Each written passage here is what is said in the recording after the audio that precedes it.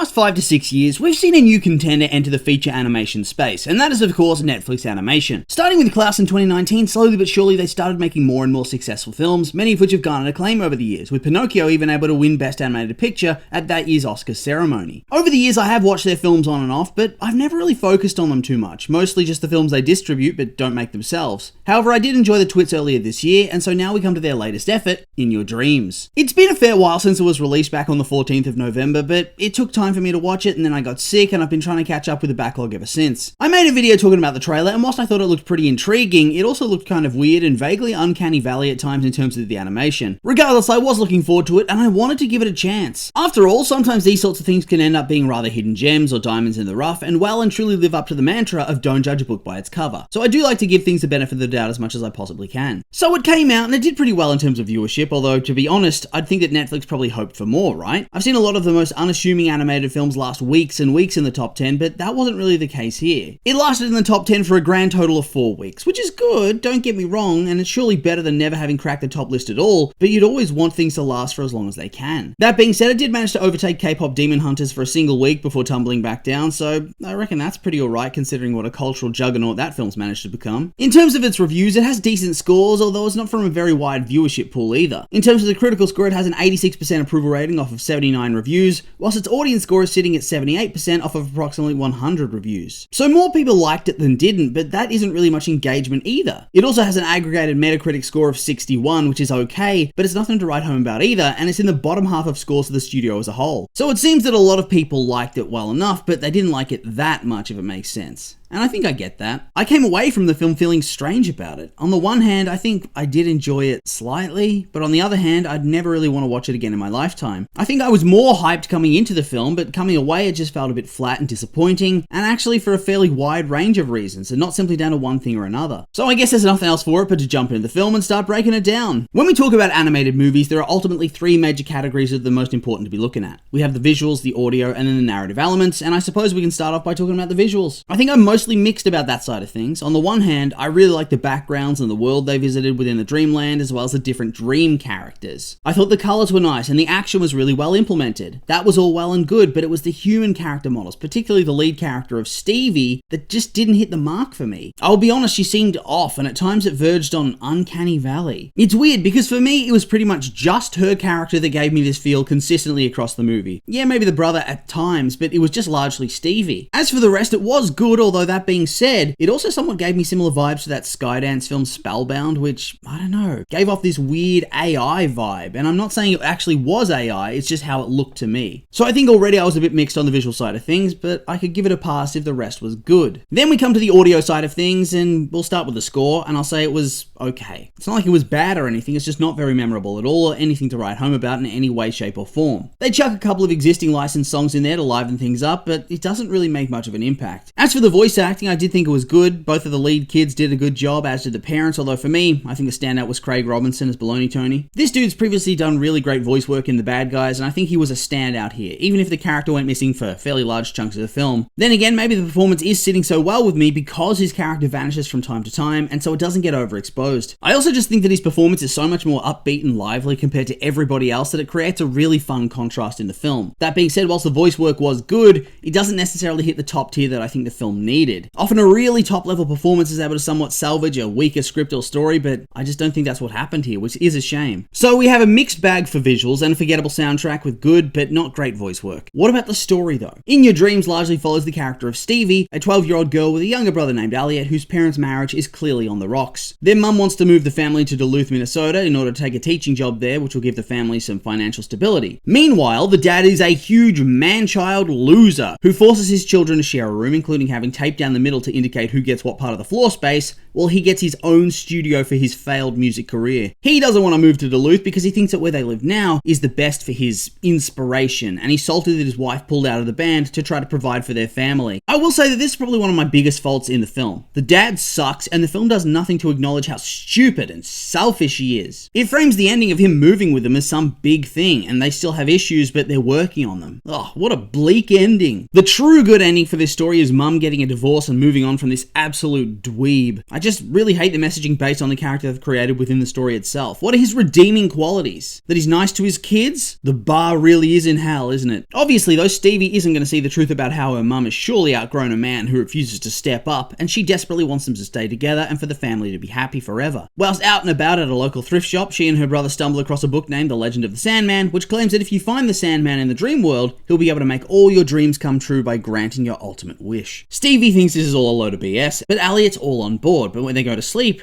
they realize they're lucid dreamers, and we have a really cool action sequence where in their shared dream, Elliot's bed comes to life and behaves like a flying horse. They briefly see the Sandman in the distance and then are waken up by Night Mara, although at this point in the film, they don't know who that is. I have to take this time to say that Night Mara is such a disappointing villain. While she isn't even a villain in the end, she's simply an antagonist, but she's still disappointing. They build her to be this freaky, scary character for the kids to overcome, and in the end, she has no real impact on the story at all, and is a fake-out villain for the Sandman, but even he isn't really presented in that light. I thought they had the opportunity to make him seem like a really creepy and insidious villain who feels like he knows what's best for everybody, but here, he just felt a bit misguided and somewhat stupid. Anyway, Stevie and Elliot wake up, and whilst Elliot goes back to sleep, Stevie witnesses her mum go to Duluth, whilst the dad acts like a total dipshit and says, "I'm just trying to do what's best for the family, and I don't know if I can move to Duluth." But I'm supposed to care about this guy and not want the parents to get divorced? They should have slapped the ending of Spellbound on this one and had the protagonist realize that her parents and their family would be much better off if there was a divorce. Get rid of this clown! Stevie decides to re-enter the dream world to try to get her wish, and here we get yet another decent sequence where Stevie wakes up in Happy Food Land, and she meets her brother and they meet up with Baloney Tony.